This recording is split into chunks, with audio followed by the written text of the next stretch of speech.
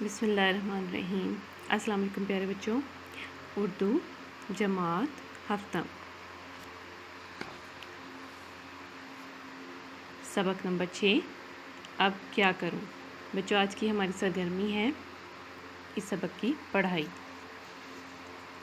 इस सबक के पढ़ने के बाद आप इस काबिल हो जाएंगे कि अच्छी और बुरी आदत के बारे में जान सकें, सुनकर मालूमात हासिल कर सकें और इसके जवाब के लिए खुद को ज़हनी तौर पर तैयार कर सकें।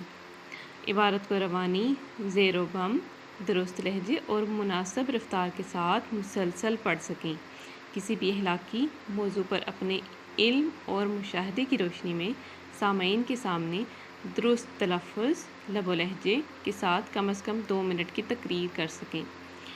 लाहके का इस्तेमाल करते हुए अल्फाज बनाना सीखें।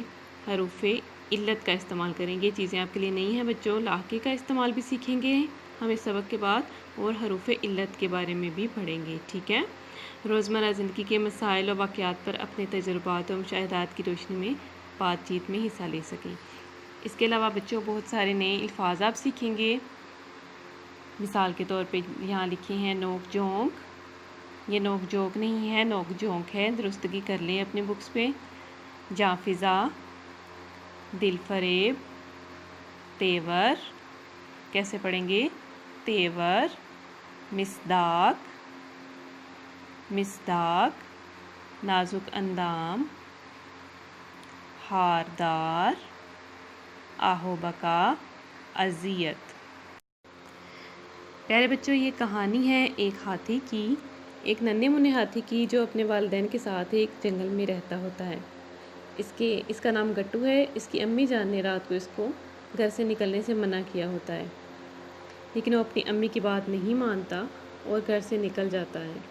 और इसके बाद वो बहुत मुश्किल में फंस जाता है और बहुत सारे जानवरों से मदद मांगता है और कोई भी इसकी मदद नहीं करता। आखिर में एक खरगोश उसको मुसीबत में देखकर उसकी मदद करता है, और जिसका बदला नन्हा हाथी इस तरह देता है कि जब खरगोश को उसकी ज़रूरत पड़ती है तो वो खरगोश की मदद करता है।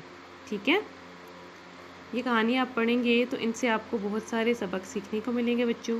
पहली बात तो ये कि हमें अपने वालिदैन की बात माननी चाहिए, जो कि बहुत ज़रूरी है।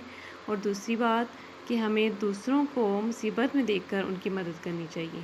ठीक है। और इसका फ़ायदा क्या होता है, और ये सबक भी मिलता है कि जब हम किसी से नेकी करते हैं तो इसका बदला हमें ज़रूर मिलता है।